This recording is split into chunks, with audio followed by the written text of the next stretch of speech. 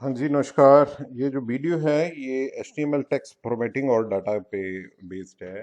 ये series of lectures हैं। पिछले लेक्चर में आपने HTML उसके वर्जन और उसको अंडरस्टैंड किया था। इस वीडियो में हम अंडरस्टैंड करेंगे कि टेक्स्ट फॉर्मेटिंग और डाटा पर्टिकुलरली क्या है, that is the most important thing. तो इसको अंडरस्टैंड करते हैं। टेक्स्ट फॉर्मेटिंग क्या है? To just change the feel and look of the web page, उसको हम टेक्स्ट फॉर्मेटिंग कहते हैं। इसका मतलब ये है कि हम फॉन्ट चेंज कर रहे हैं, साइज चेंज कर रहे हैं, लेआउट चेंज कर रहे हैं, स्टाइल चेंज कर रहे हैं, अलाइनमेंट चेंज कर रहे हैं, कलर चेंज कर रहे हैं।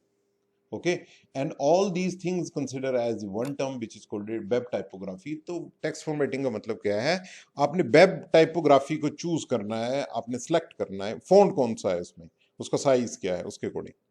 और अब हम अंडरस्टैंड ये करते हैं कि हमारे पास पिछली वीडियो में आपने अंडरस्टैंड किया था, मैं आपको यहाँ पे बता दूं। पिछली वीडियो जो थी आपकी, उसमें आपने अंडरस्टैंड किया था कि HTML क्या होती है।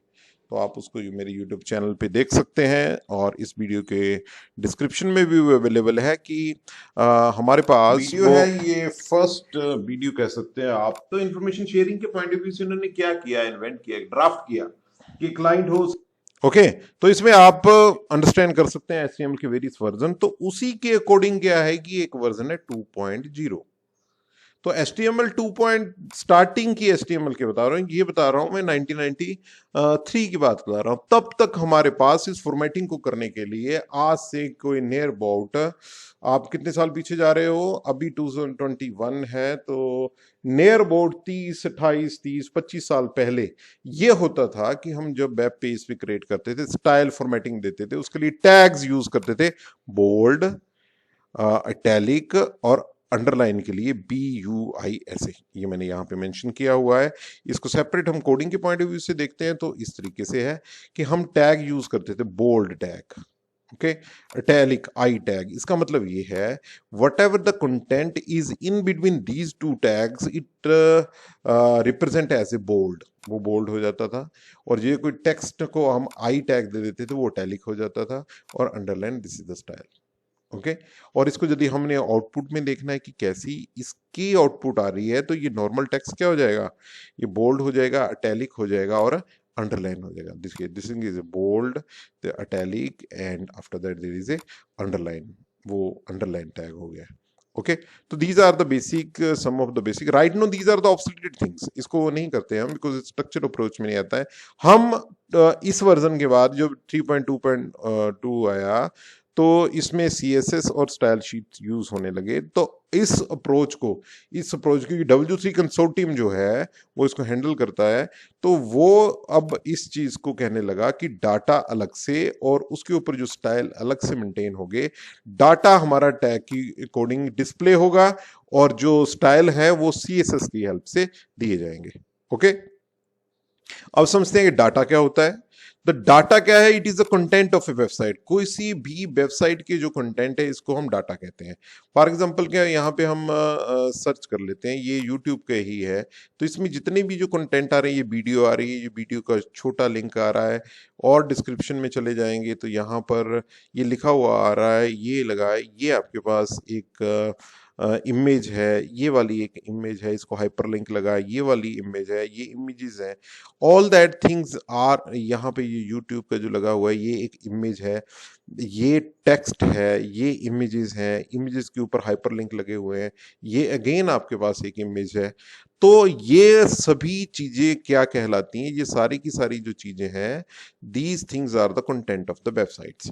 तो यदि हम कहें कि तो वो अल्फान्यूमेरिक डाटा होगा, सिंबल्स होंगे, इमेजेस होंगी, ऑडियो होगा, वीडियो होगा, ऑब्जेक्ट्स होंगे, तो इन सभी को कहते हैं। तो ऑब्वियसली HTML या CSS को सीखने का मतलब ये क्या है कि इन सारे डाटा को वेब पेज पे कैसे डिस्प्ले करते हैं, उसके लिए हमारे पास क्या यूज होती हैं?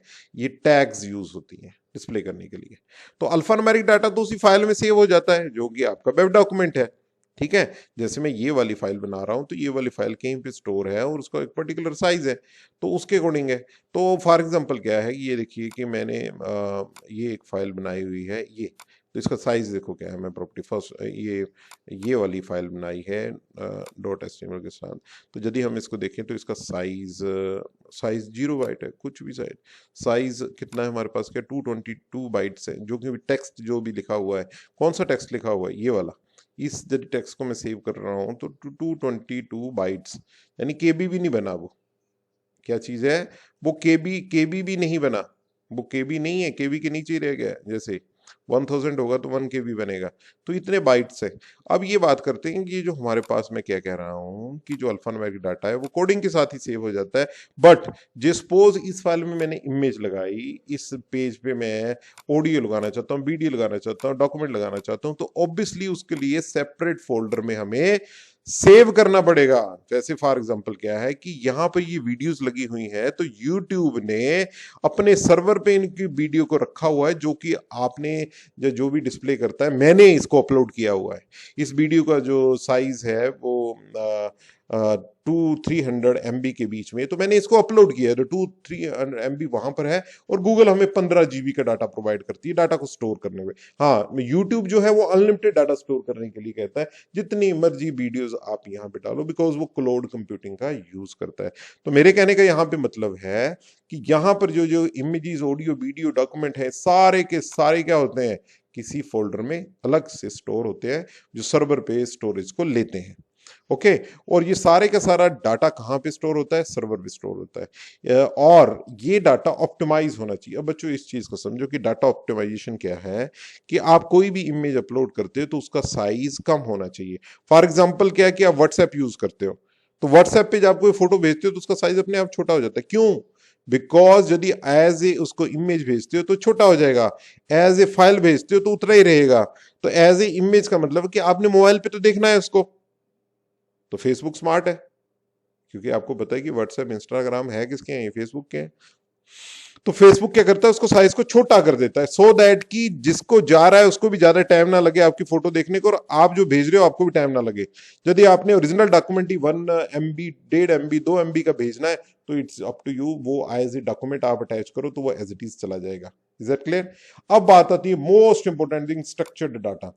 यदि मैं आपसे क्वेश्चन अराइज करूं कि which is the most costlier, सबसे महंगी चीज कौन सी है, गोल्ड या डायमंड या डाटा, तो आप बात समझो, इस वक्त वर्ल्ड में जो सिचुएशन बनी हुई है, इंफॉर्मेशन ईरा में हम जी रहे हैं, इंटरनेट को यूज कर रहे हैं, most important thing is the data, और उस डाटा को कैसे मैनेज करना है। तो इंटरनेट इतना ज्यादा ह्यूज है, उसमें इतना ज्यादा डाटा आता है, तो वो डाटा स्ट्रक्चर्ड होना चाहिए, आपकी कोडिंग भी स्ट्रक्चर्ड होनी चाहिए, आपका डाटा भी स्ट्रक्चर्ड होना चाहिए। तो स्ट्रक्चर्ड हो रहा है तो सर्वर पे कैसे स्टोर हो रहा है, that is headache of the server. Okay. But आपकी कोडिंग भी स्ट्रक्चर्ड होनी चाहिए, जो कि आपके वेब पेज में जो डाटा जा रहा है वो भी स्ट्रक्चर्ड और प्रॉपर टैगिंग के साथ जाना चाहिए। ये बताइए कि HTML5 में लेटेस्ट वर्जन जो है उसमें कई ऐसी टैग्स आ गई हैं, जैसे पासवर्ड आ गया है, जैसे ईमेल आ गया है, जैसे सेक्शन आ गया है, तो ऐसी कई टैग्स आ गई हैं। ठीक है। तो इस स्ट्रक्चर्ड अप्रोच को मेंटेन करने के लिए W3 कंसोर्टियम ने HTML 3.2 ऑनवर्ड्स HTML को कह दिया कि आप कोडिंग करो, और CSS को कह दिया कि आप इसका फील एंड लुक मेंटेन करो। तो दोनों सेपरेट होते हैं। तो जब हम HTML की बात करते हैं तो अकेले HTML की बात नहीं करते हैं, HTML CSS की बात करते हैं। इस वक्त जो है HTML5 और CSS3 यूज हो रहा है। पर ये CSS होता क्या है, it is a cascading style sheet. इसके ऊपर अलग से लेक्चर बने भी हैं, इसमें आप उसमें मेरी प्लेलिस्ट में देख सकते हैं, उसमें मेंशन है। मैं अभी आपको यहाँ पे बता देता हूँ, प्लेलिस्ट में ये है। तो इसमें जो है HTML जो है वो CSS3 के साथ ही है। ये देखिए HTML लिस्ट है, ये HTML लिस्ट स्टाइल के साथ है, ये टेबल है विद CSS है, ये इमेज है, ये इमेज विद CSS है। अब with the help of the CSS आप कैसे मैनेज करते हैं, तो इमेज टेबल है with the help of the CSS, यानी कि उसके साथ ही यूज होते हैं। तो HTML का सीधे सीधे मतलब समझ लो कि it is stand alone, is nothing, it is done with the help of the CSS। Okay. तो तो CSS की हेल्प से उसको हम मैनेज करते हैं। तो ये सेपरेट अप्रोचेस होती हैं। HTML डाटा जो हमने शो करना है वेबसाइट पे टैग की हेल्प से उस पर वर्क करता है, और फॉर्मेटिंग के लिए CSS यूज करते हैं। तो ये जो स्टाइल है, कैस्केडिंग स्टाइल, सीट में जो स्टाइल होते हैं, ये हम 3 तरीके से HTML के एलिमेंट पे अप्लाई कर सकते हैं। एक होता है इनलाइन, यहाँ पे मेंशन मैंने किया हुआ है। एक होता है हमारे पास एम्बेडेड। जैसे इसको मैं कोडिंग वाले पेज को ओपन करूं तो यू फाइंड दिस थिंग। तो यहाँ पर देखो क्या है, ये जो स्टाइल है जो एक ही एलिमेंट के साथ है, इसको इन लाइन कहते हैं, एक ही लाइन में। ओके, तो ये लिखा कैसे जाता है? स्टाइल यहाँ पर एक एट्रीब्यूट है, फॉन्ट जहां फॉन्ट वेरिएंट एक प्रॉपर्टी है, और बोल्डर उसकी वैल्यू है, और फॉन्ट स्टाइल एक प्रॉपर्टी है, और ये इसकी वैल्यू है। अभी तो देखो बच्चों, आपको देखने को लग रहा होगा कि मैंने यहाँ से बोल्ड इटैलिक अंडरलाइन कर ली, इतनी तामझाम की। यहाँ तो बड़ा आसान सा इजी सा मेथड है, BI किया, इजी से लगा दिया। पर बच्चों बात समझो कि यहाँ पर ये तो एक स्मॉल आपको बताने के लिए बताया कि जब आपका कॉम्प्लेक्स और ज्यादा होगा तो ये वाली टैग्स क्या और ज्यादा हमें प्रॉब्लम करती हैं। बट अब यहाँ पे उस चीज को हम स्टेप बाय स्टेप आगे अंडरस्टैंड करेंगे। राइट नो आप समझिए कि एम्बेडेड स्टाइल्स क्या होते हैं। ये जो, इतना समझिए कि इनलाइन स्टाइल सिर्फ एक ही एलिमेंट के लिए होते हैं, यानी कि जो P एलिमेंट है, और जो एम्बेडेड स्टाइल होते हैं पूरी वेब पेज के लिए होते हैं। जहां जहां पर ये एलिमेंट आएगा, इस एलिमेंट के साथ ये वाली फॉर्मेटिंग अप्लाई हो जाएगी।